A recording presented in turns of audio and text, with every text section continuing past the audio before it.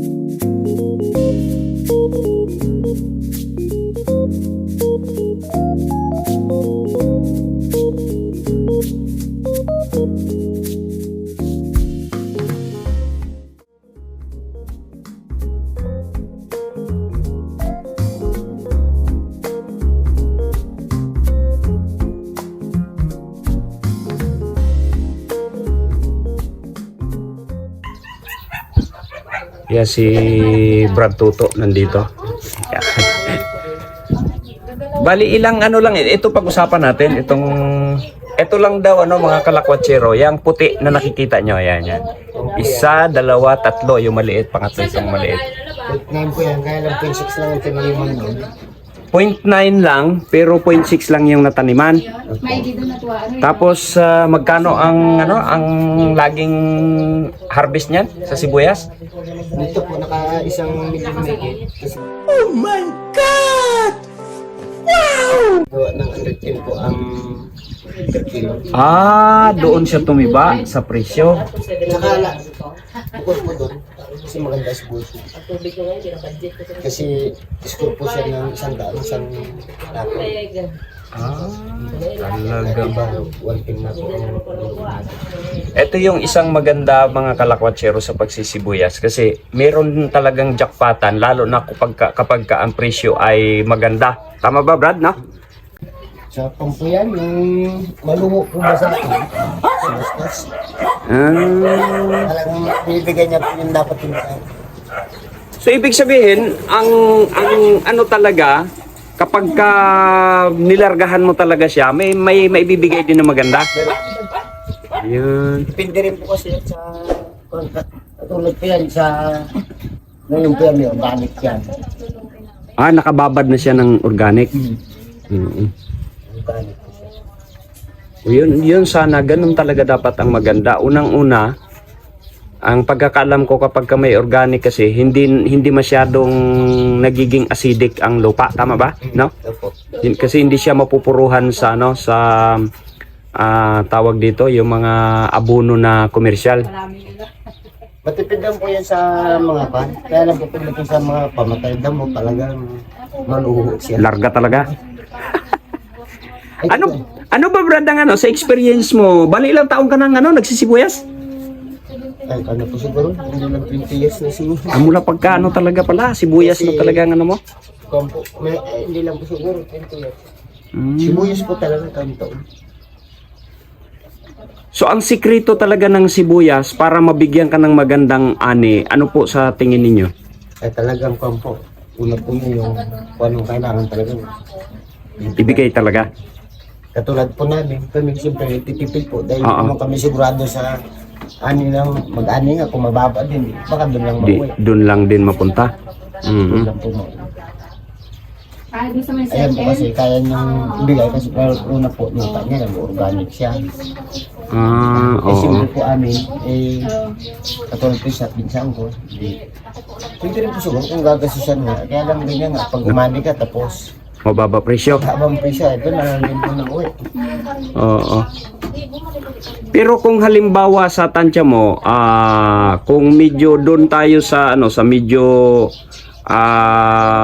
largahan mo siya pero hindi rin naman talaga yung tatansyahin mo rin na kahit papaano ay hindi ka rin masusobrahan ng gastos. Kan din po, depende rin na po. Depende rin talaga, no? Una po yung pamatay damo, katulad po niya, minimisan niya po ang gas. Ulit ko na po yung mukha, gumagamit siya ng Roomstar. Ay siyempre sa amin po, hindi na kami nagamit ng kamahal po na. Yung Roomstar po. magkano isang litro nun? Parang 1.6 na po yata ngayon. 1.6? Dati po yan, 800 lang. Pero sa isang litro, mga ilang gaano kalapad ang pwedeng anuhan nun? Kuwan po kasi yan, isang lata po, balik dalawa. Dalawang litro sa kanila. Sa isang lata, 2 litro ang pamatay damo. Opo. Hmm. Ay di 3.6 na po. Kung 1.6 ang isa. 1.6 na po siguro ngayon, baka hindi lang. Ay talagang ano pala, no? Ay sa amin po, katulad yun, hindi na namin po ginagamit. Nagpupa na lang po kami. Nag-website po lang. Kasi hindi matipid pa rin po talaga. Mm-mm. Tapos alalay na lang ng pagpadamo sa tao. Eh katulad po yung kanina, talagang sinusunod niya. Ngayon pa po, nagbili na naman. Ang tanim niya ay, ang binili niya po ay 40. 40 litros. Talagang nakahanda na, no? Handa po talaga. Hindi po pala sa ating katulad ko, di sa kalang ba bibili pagka halos nagtitipid pa ito. Oo. Parang So talagang may puhunan na siya. Yun yung isa sa ikinaganda sa isang magsasaka na mayroon ng puhunan. yun po talaga. Oo.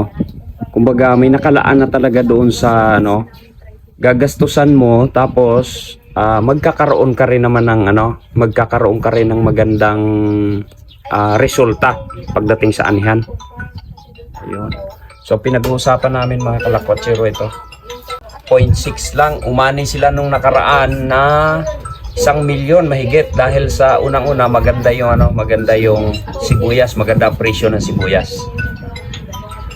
Imagine, sabihin mong gumastos kaya siya ng 200 dyan. Wala po. Wala pa rin naman. Kahit hindi pa rin ganun kalaki kung tutusin.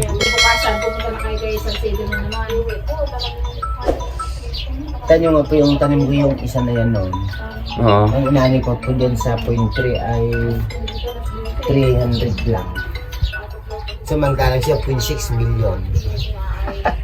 Mahigit sa kalahati, no? Higit po. Pero kung po kasi, gawa ng natsambahan niya yung content. Ako yung 100 lang po, layo na nagtuloy siya.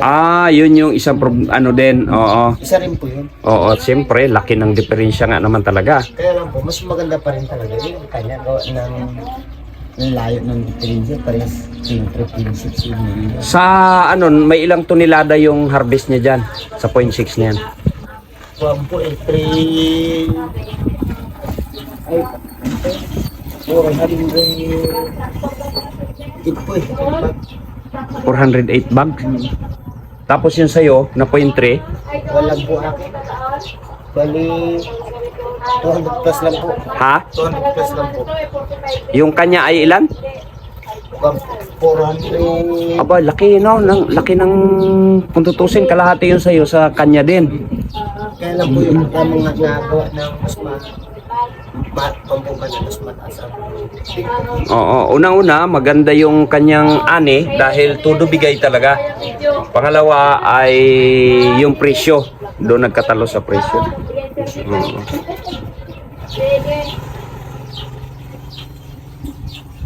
So, isa sa sikreto, hindi sikreto, isa sa magandang nagsisibuyas, yung talagang pagbibigyan mo talaga yung sibuyas.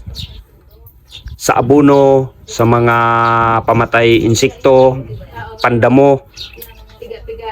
Saka isa po, talagang medyo maganda rin talaga. Medyo maganda rin talaga Sibuyas po dito sa area. Depende pa rin po yan sa sa pag-aalaga ng nag-aalaga din siguro, no? isa rin po yan, pero depende pa po sa lupa. Mm-mm. Kahit anong sipag mo, kahit ibigay mo ng todo yung gastos, kung ang lupa mo ay mahina, wala rin pala. Ganun pala yung kahit pa sabihin mong i-organic mo na, talagang ibigay mo na yung mga abono na karapat-dapat ay talagang ano pa rin pala. Dahil dyan po sa amin, isang lupa po isang lupa magkatabi. Mm-mm. Isa ang may-ari. Kaya lang may area po talaga na itanim mo, hindi mag-amin.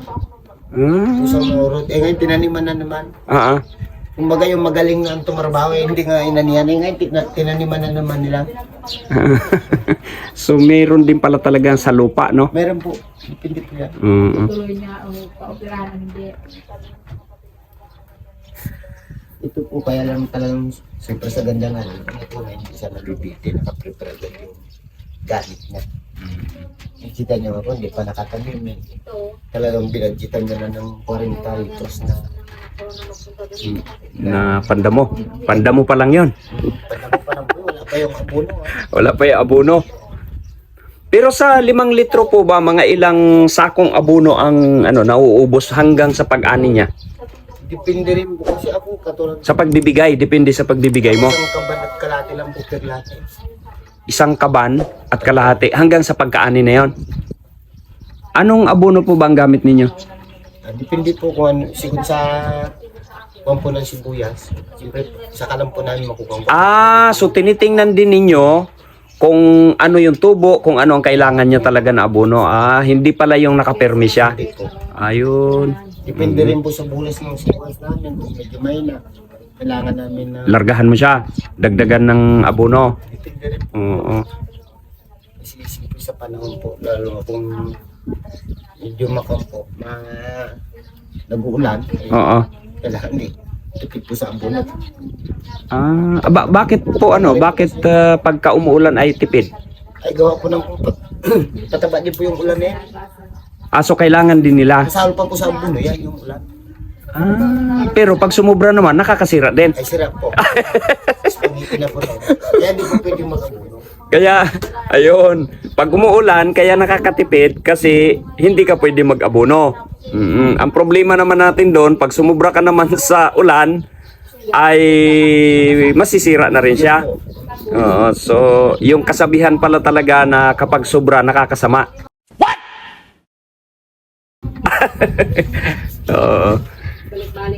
So, yun mga kalakwatsero na po. Talagang pagdating ng since na sibuyas season ngayon dito sa amin ay maraming umaasinso, maraming gumaganda ang buhay sa pagsisibuyas. Marami rin naman ang nalulugi. Talagang sa pagsasaka talagang sabi nga ay kapag ikaw ay risk taker, so bigyan mo talaga yung gastusan mo talaga yung iyong mga tanim. Pero kapag ka medyo nag-aalanganin ka at laging negatibo ay yun ang mangyayari. Minsan kapag ka tawag dito, pag hindi tayo nakaani ng maganda-ganda tapos bumaba pa ang presyo ng sibuyas, yun na. So maraming umaasinso, marami rin naman may mga pailan-ilan din naman siguro ang bumabagsak. Ano po?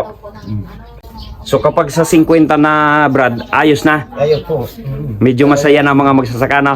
Kung sa kampo kikita na po yung katulad namin. Ayun. Pero pag nagbaba po, yun lang.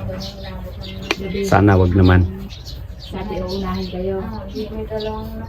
Kasi 20...